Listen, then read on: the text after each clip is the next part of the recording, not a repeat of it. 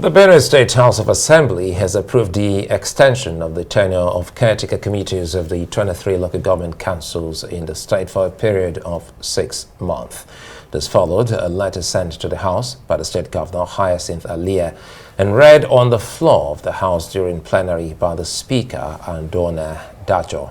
The Chief Press Secretary to the Speaker, Teva Zamba, in a statement said the tenure of the current caretaker chairman was scheduled to expire on June 5, and the extension of the tenure of the caretaker chairman will avail the State Independent Electoral Commission enough time to prepare and conduct the local government elections.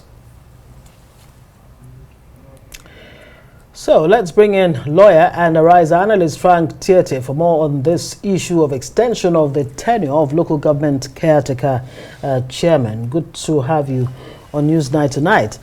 So what's happening in Benue? Is there any constitutional, basis to do so? 6 months extension. No. Their tenure was supposed to end today, June 5. The whole idea of having caretaker committees running the local government council is an aberration. It's contradictory to the Constitution. It is undemocratic. Everything is wrong about it.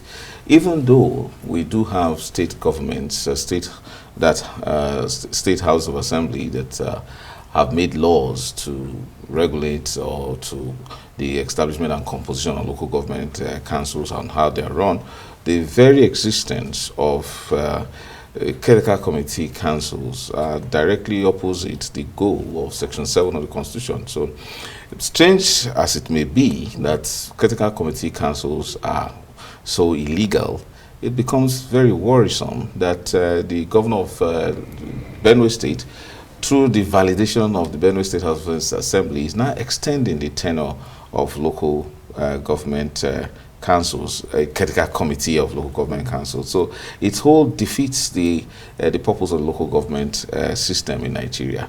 And it's not only happening in Benue State, it's happening in so many other states, very many other states across Nigeria, whether it's in Osun, Tietie, and several others. It's been a norm that governors can unilaterally dissolve local government councils because the funds that from the federation account that are meant for local government councils are actually channeled, paid to the states before further distribution to the local government councils. And when you don't have local government councils in place, well, you appointed puppets as caretaker committee chairmen and councillors, you find the governor sometimes withholding the funds, diverting the funds, misappropriating the funds, using the funds for other purposes, or disrupting the entire local government system for political purposes, either before, during, or as elections approach. So what is happening when you hear that the local government council, caretaker committee for that matter, is extended for another 6 months? That is more or less, an invitation to, disregard for the Constitution of the Federal Republic of Nigeria. And to that extent, the federal government must act. And it's now underscores what the Attorney General of the Federation has done. Yeah. And that also pursuant to the National Assembly that appears quite helpless in the situation because it really cannot dictate to the state government what it does concerning local government councils. But I think there is hope.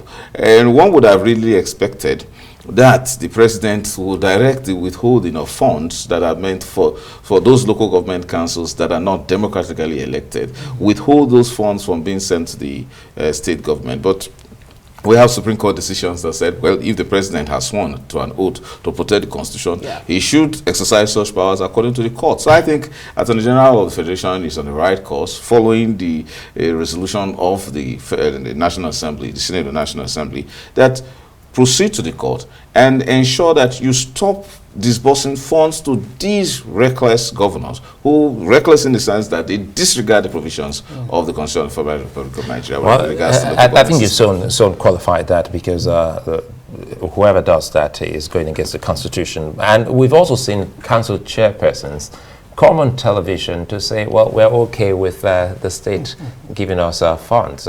So how do we ensure that the right things are done. Do you see, because this is not the first time we're trying to make an attempt, but it's the first time it is coming from the presidency in such audacious manner.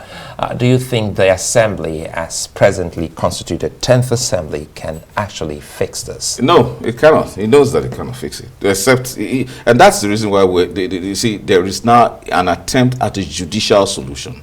So the constitutional solution is very confusing because you also need to juxtapose that with Section 162 that provides that monies for local government should be paid to the state government, and the state government through the House of Assembly will make law as to the distribution of such funds to the local government. So it's got nothing to do with the National Assembly, except that Section 7 does provide that the National Assembly will ensure that certain monies from the federation account must be distributed for the functioning of the local government.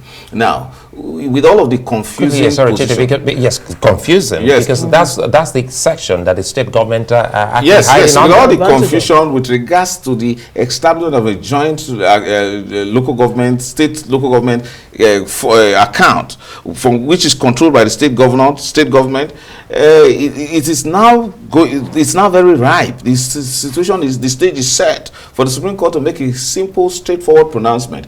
You cannot tamper with those funds, and federal government, unless there is a democratically elected local government local government council before you send those funds, you can withhold those funds, and then as a matter of fact, you can pay those funds directly, bypass the governor, and pay it directly to the local government chairman or council. In that case, you look at those real functions of local government that touch lives more than the bogus and unrealistic functions of state government that are in fact nebulous, that have been denied to the people. We can now expect that those functions can be implemented. Look at the big local government, for example, from where in Edo State, already for example, that will have a lot of money, but that touches a lot of people, but cannot determine how cemeteries are maintained or markets are maintained, or we pay certain staff for the cleaning of the King Square and all of those things.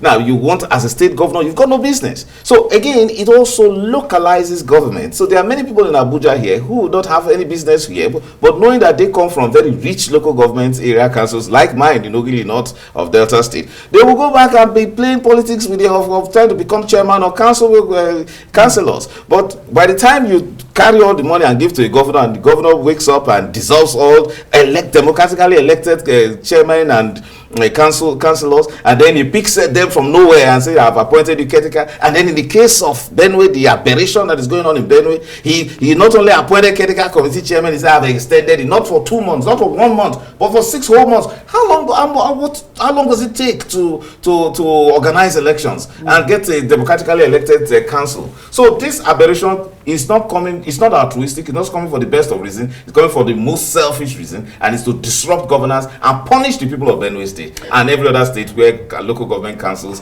are not democratically elected. Very quickly, Frank, there is the argument that, look, Nigeria really should decide whether it wants to run a 3-tier government or 2-tier, where you have the federal and the local, or the federal and the states. So we don't continue to have this whether we confusion. like it or not, as a matter of constitutional theory, we run a 2-tier system of government because we have federating regions that have now become federating states, even though it now becomes very clear, it has become very clear since that these states are not viable. They are unable to pay minimum wage, they are unable to actually deliver services of government to their people. So probably are we going to go back to regionalism, where we could have a state government, a regional government that could afford to build universities like Ahmadu Bello or Obafemi Awolowo University and all that.